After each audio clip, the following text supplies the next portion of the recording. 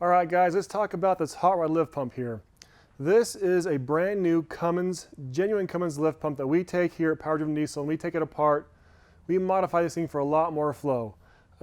We've got this thing up to about 95 gallons per hour. This thing will support over 700 rear wheel horsepower and do it super reliably. This is your easiest way to support over about 500 horsepower. Your stock lift pump, really suspect over about 500 horsepower.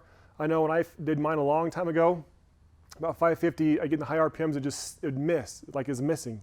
And it had no fuel pressure. So I got rid of that fuel pump and my problems went away. So if you're gonna go past 500 horsepower, it's probably a good idea to think about upgrading your lift pump.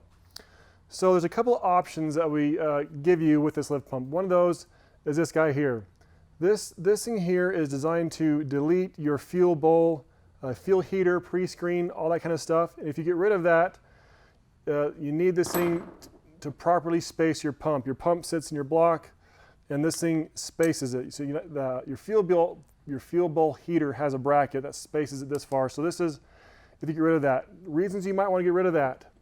One, it's a restriction. It's got a bunch of stuff the fuel has to go through, and it will slow it down. Also, let's face it, these vehicles have not been made for over 20 years.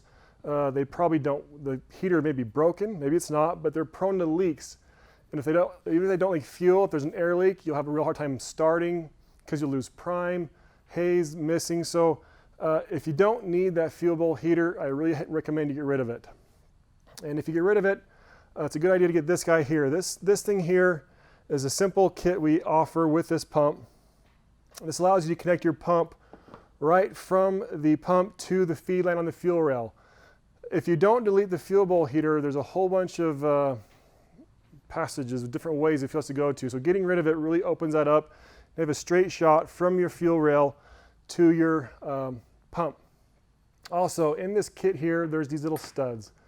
And these are nice because it makes it really easy to install.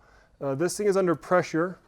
You're pushing this plunger against the lobe and the cam here. This is a fuel lobe here. And you got to push it hard.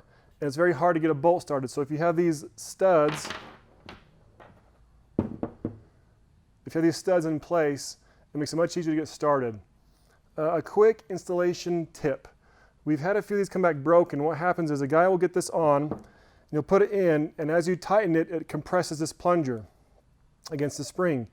And if you tighten one side, it may have it go off the lobe to the side, and then when you tighten the other side, it'll actually break off that plunger. So make sure you kind of tighten it down left, right, step by step to keep this thing straight going in your block, so you don't risk breaking off this plunger. Anyway, this is a great pump. We've had a lot of these out there, basically zero complaints, zero returns. It's highly reliable. You get hundreds of thousands of miles of life out of this pump. And if you're looking to be under 700 horsepower, this is by far the best bang for your buck out there, period.